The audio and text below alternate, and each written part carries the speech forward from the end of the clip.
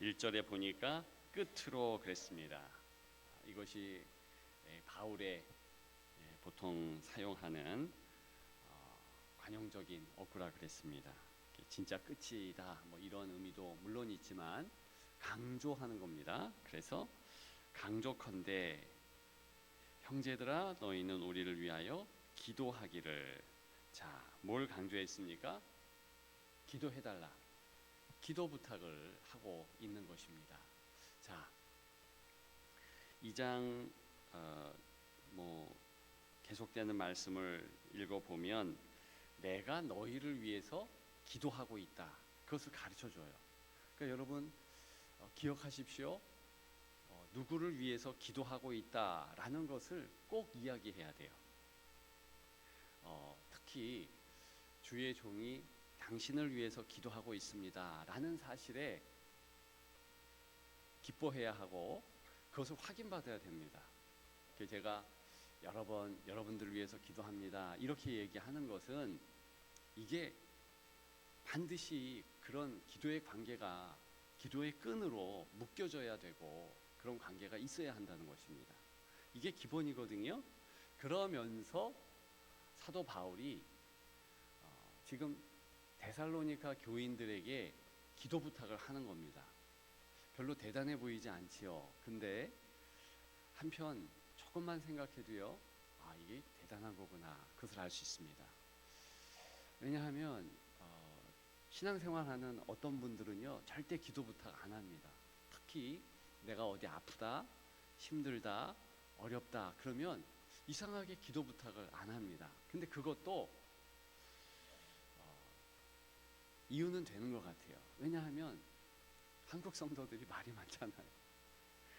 진짜 내밀한 기도 제목을 얘기해서 그렇게 했다면 그걸 듣고 절대 말하지 않아야 됩니다. 품고 그거 위해서 기도해야 되는데 자꾸 다른 사람에게 그 기도 제목을 이렇게 전달하는 겁니다. 그래서 제가 신학교에서 한 가지 목회 지침을 받았는데 교인의 기도 제목 절대 얘기하지 마라. 제가 가끔 그것 때문에 오해를 받아요. 진짜 가까운 분들한테 그 이야기를 미리 하면 좋은데 안 하는 겁니다. 근데 진짜 제가 볼 때는 그게 맞다고 봅니다. 그래야지 내밀하고 은밀한 기도를 얘기 안 하지요. 그 은밀하고 내밀한 기도를 남에게 토설하느냐, 사실은 그것까지도 기억하면서 너무 내밀한 것은 진짜 말 안 하는 게 좋겠죠. 뭐 가정사에 대한 것이라든가 뭐 그런 것은 이야기 안 하는 게 좋겠지만, 근데 중요한 것은 기도를 이렇게 나눠야 한다는 사실입니다. 기도의 끈과 기도의 연결이 있어야 되기 때문에 그래요. 18세기까지 특히 그 아주 위대한 그 부흥의 시기가 있을 때조차도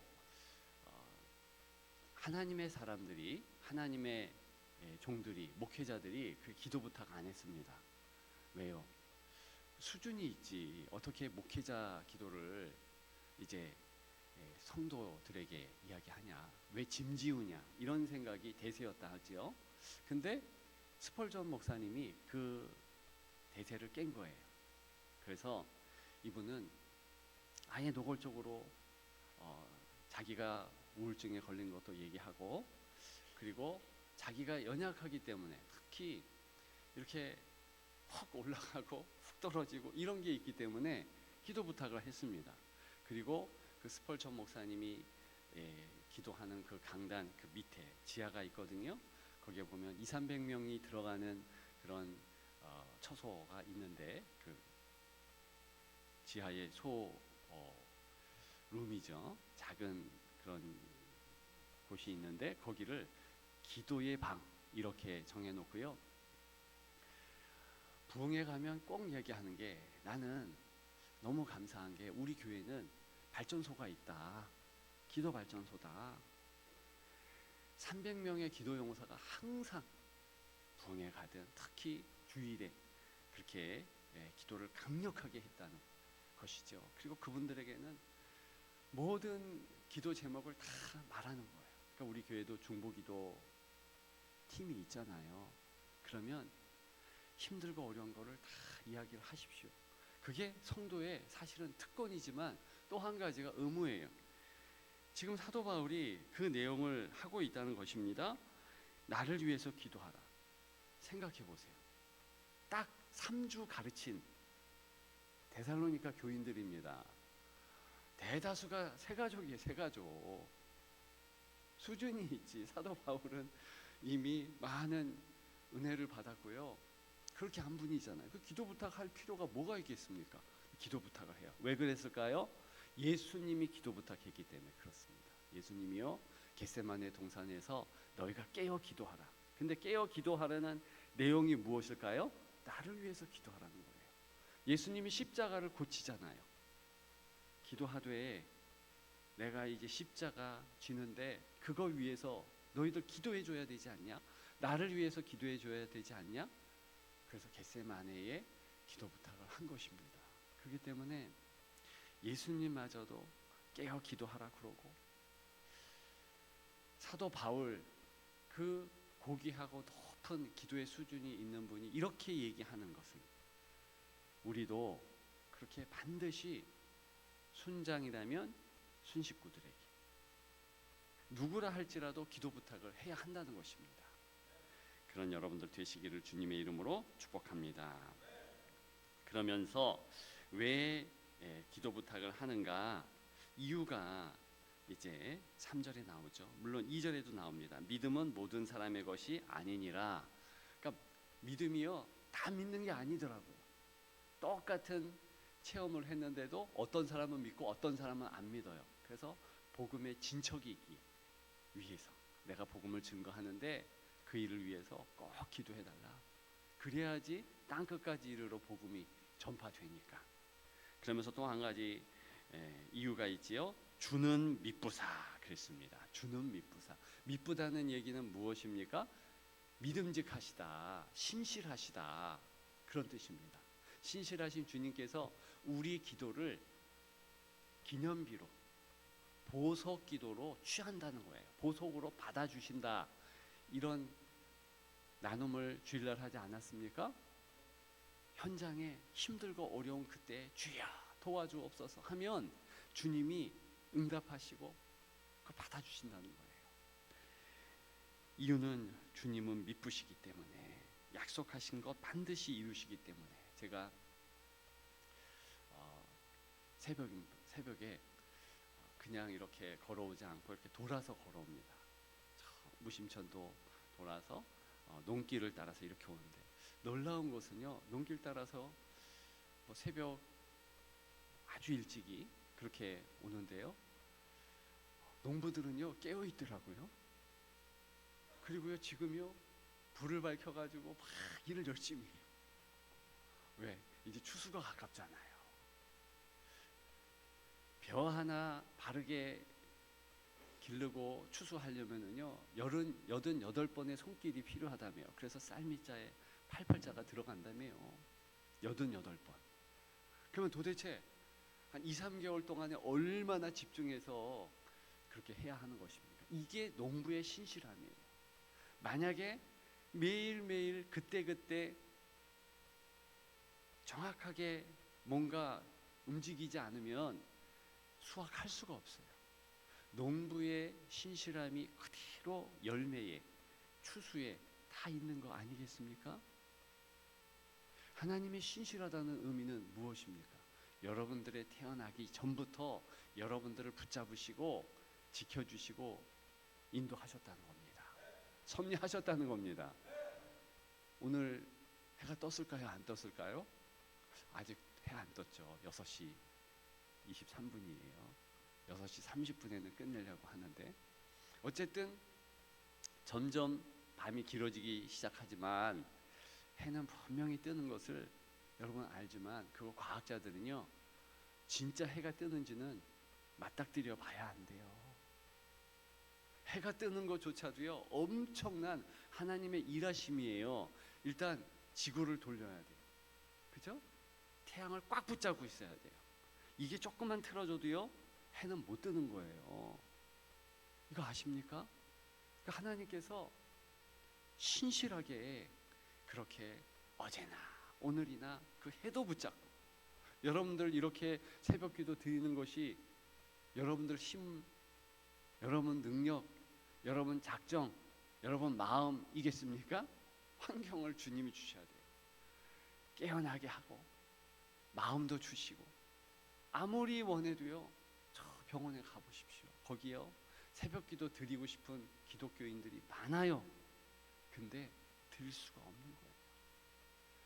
하나님께서 여러분들을 지켜주시고 여러분들을 눈동자와 같이 보살펴 주시니 이렇게 예배도 드릴 수 있는 거예요. 말씀드렸죠? 영원하신 하나님 할 때 그 영원이라는 히브리 말은 올람이라는 말이에요. 근데 그 올람은요, 첫째는요 옛적부터 이런 뜻이에요. 태초부터 이런 의미예요. 그러니까 이스라엘 사람들, 히브리인들은요 영원을 생각할 때는 뭐 우리는 미래를 생각하잖아요. 나의 미래가 어떨까? 그러면서 영원, 그 미래를 생각할 때 영원이라는 이름을 쓰는데, 이스라엘 사람들은 그 미래를 생각할 때 무턱대고 미래를, 내일을 생각하는 것이 아니라 반드시 어제를 생각하고 태초를 생각하고 옛적을 생각하는 거예요. 왜요? 옛적부터 생각해 보니까 하나님이 나를 붙잡아 주셨다. 그래서 자꾸 성경에는요 과거 얘기, 못하러 출애굽기 얘기를 자꾸 하겠습니까? 민족적으로 그때 지켜주셨다는 거예요. 못하러 아브라함의 하나님, 이삭의 하나님, 야곱의 하나님, 나의 하나님 이렇게 얘기하겠습니까? 과거에 하나님의 지켜주심의 흔적이 있었다는 거예요. 주일날 기도는 뭐라고 그랬습니까? 기도는요 응답기도, 과거의 응답기도를 먼저 캐내야 한다. 그게 기도의 시작점이다. 왜요? 그거 없으면 지금 우리는 무너질 수도 있다는 거예요. 여러분 오늘 기도할 때 꼭 어제 기도 응답 받은 것을 기억하십시오. 끄집어내세요. 전 어제 기도 응답 받은 게 있어요. 한 100가지쯤 돼요. 되게 많지요. 왜냐하면 여러분들을 위해서 가벼운 기도도 다 했기 때문에, 지켜달라는 기도 했거든요. 그 지켜주셨으니까 여러분들 여기 왔잖아요. 그 기도 응답이 100가지죠.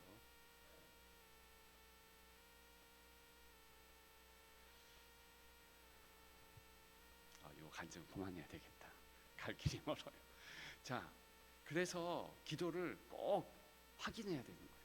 그게 돌멩이 기도예요. 돌멩이 기도, 돌멩이 꺼내는 거, 하나님 앞에 올려드리는 거. 하나님이 신실하시기 때문에 우리가 그렇게 기도해야 하는 것입니다. 여러분, 사람이요 어려울 때만 함께 하면 안 되고요, 잘 되어도 함께 해야 돼요. 근데 우리는 사람의 신실함을 자꾸 그 어려울 때 함께하는 친구가 진짜 친구다, 아니더라고요. 어려울 때도 함께하지만 잘 될 때도 끝까지 시기 질투 안 하고 그렇게 함께할 수 있는 친구, 그 친구가 쇼펜하우어가 말했던 것처럼 진짜 친구예요. 여러분, 우리 하나님이 어려울 때도 함께하시지만 우리가 잘 될 때도 우리를 붙잡아 주시고 교만하지 않도록 인도해 주시고 역사해 주세요. 그게 신실하신 하나님의 진짜 모습입니다. 그러면 우리는 어떻게 해야 될까요? 이게 결론인데요. 6절에 보게 되면 게으르게 행하고 우리에게서 받은 전통대로 행하지 아니하는 모든 형제에게서 떠나라. 그러면서 18절까지 이제 게으르지 말라 이 얘기를 하는데요. 개역 한글이죠.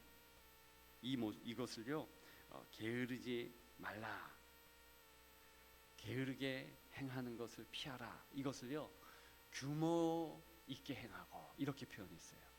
뭐가 맞을까요? 사실은 규모 있게 행하다라는 게 맞아요. 왜냐하면 아탁토스라는 헬란 말은요, 이게 그냥 게으르다 그러면은 좀 헷갈려요. 일 안 하고 가만히 있고 그게 게으른 게 아니고 성경에서 이 게으르다라는 것은 무질서하게 행하는 거예요. 진짜 일할 것은 일하지 않고 일하지 말아야 할 것 일한다는 거예요. 남들 일에 대하여서 자꾸 참견하고 본인이 해야 할 것은 전혀 안 한다. 그래서 7절에 보면 무질서하게 행하지 아니하며, 그런 말이 있죠. 무질서하게 행하는 것, 그게 게으른 겁니다. 그러면 무질서하게 행하지 않는 것은 무엇입니까? 6절 하반절에 받은 전통대로 행하는 거예요. 이 전통이요, 영어 성경에는 teaching이고, 이 전통이 뭐냐면 가르침이고, 이게 바로 성경 말씀이에요. 제가 여러분들에게 성경 말씀을 지금 말씀을 드리잖아요. 그러면 성경에 이제 기준점 삼고서 내 행동을 자꾸 체크해야 되는 거예요. 때로는 성도라도요, 열심히 신앙생활 하다 보면 내 열심에 취해가지고 내가 기준이 돼요. 그래서 어떻게 합니까? 남들을 내 기준점에서 판단합니다. 이게 잘못된 거예요. 아, 저 사람이 어떻게 되네, 저렇네. 왜 그래요? 말씀대로 그 사람을 재단하고 그러면 괜찮아요. 그러면 성령의 역사가 있어서 그 사람이 바뀝니다. 근데 그게 아니라 내가 원하는 대로 하지 않는다고 공격하는 거예요. 가만히 들어보면 교회에서 옳은 말인데 저게 옳은 게 아니구나. 어떻게 할 수 있습니까? 들어보면 자기 뜻이에요. 자기 뜻. 자기 경험과 자기 욕망, 또 자기의 어떤 그 신앙생활 전통에 의해서, 그래서 그것으로 재단하면 이게 무질서한 겁니다. 그러면 나중에 힘들어져요. 제일 중요한 것은 무엇입니까? 3장 1절에 2절에 보게 되면 믿음은 모든 사람의 것이 아니다. 그러면서요 5절에 뭐라 그럽니까?